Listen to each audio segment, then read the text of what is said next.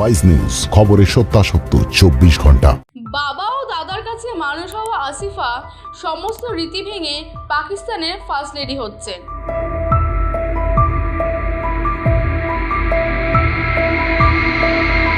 পাকিস্তানের প্রাক্তন প্রেসিডেন্ট বেনজির ভুট্টোর কনিষ্ঠ কন্যা আসিফা সমস্ত রকম রীতি ভেঙে পাকিস্তানে ফার্স্ট লেডি হতে চলেছেন। এই খবরেই রীতিমতো সরগরম পুরো বিশ্ব।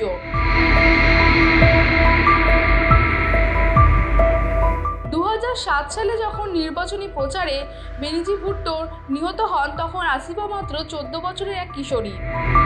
সেই আসিফা আজকে পুরোদস্তুর এক রাজনীতিবিদ।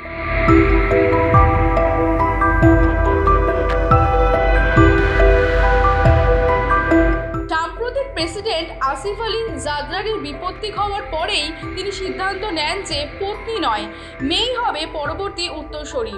এমনকি পাক সংবাদ মাধ্যম সূত্রে জানা গিয়েছে যে আসিফা সমস্ত রকম সুযোগ সুবিধা ও নিরাপত্তা পাবেন যা একজন প্রেসিডেন্ট পেয়ে থাকেন। চাঞ্চল্যকর এই খবর সারা বিশ্বে ইতিমধ্যে ছড়িয়ে গিয়েছে।